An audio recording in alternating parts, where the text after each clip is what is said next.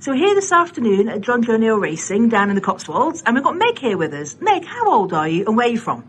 Hi, I'm 19 and I'm from Manchester. Okie dokie. And you came through the National Horse Racing College and did the 12-week foundation course, graduating it in October 2019. Yeah. And Jonjo O'Neill's was your work placement, and you've stayed working here ever since. Yeah.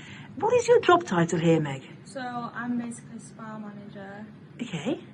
And I'll manage the spa. I'll put horses under the solariums, I'll put ice boots on, I'll put 𝗁𝗏𝗶𝗱𝗄 boots and rugs on, and that just like helps them like recover from injuries and gets blood flowing around the body and stuff like that. Okay, because that's a lot of responsibility, isn't it?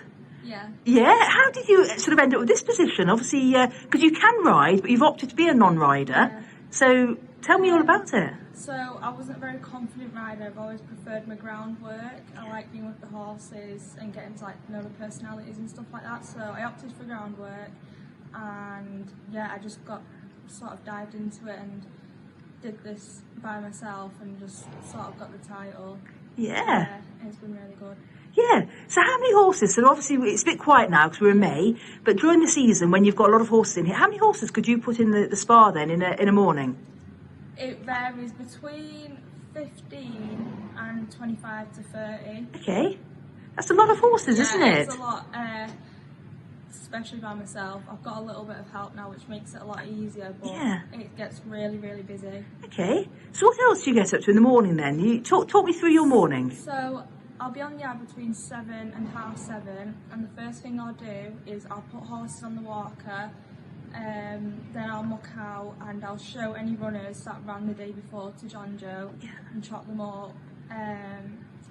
Sometimes I'll hold for the vet in the mornings or for the farrier, and then I'll just start doing the spa straight after and doing yard work in between and getting the yard ready. Okay, so there's a lot of opportunities in racing for somebody if they didn't want to ride, to still work with the horses, still, play an important part, as important a part as a rider in all fairness.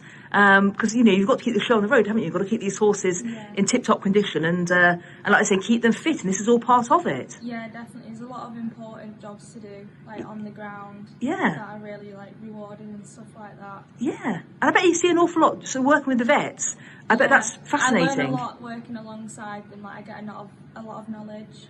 Absolutely.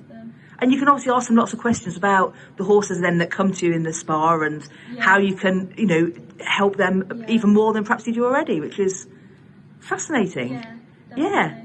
If somebody's watching this now and they were thinking of coming to horse racing but they didn't want to ride, Meg, what would you say to them? What advice would you give them? I'd definitely do it. I'd find a yard that does swimming or does spa work because it's really rewarding. I didn't think there was a lot that you could do in racing, like on the ground, but I was really shocked at the opportunities I get, and as well going racing, I'll get to go racing a lot because I'm on the yard a lot. Yeah.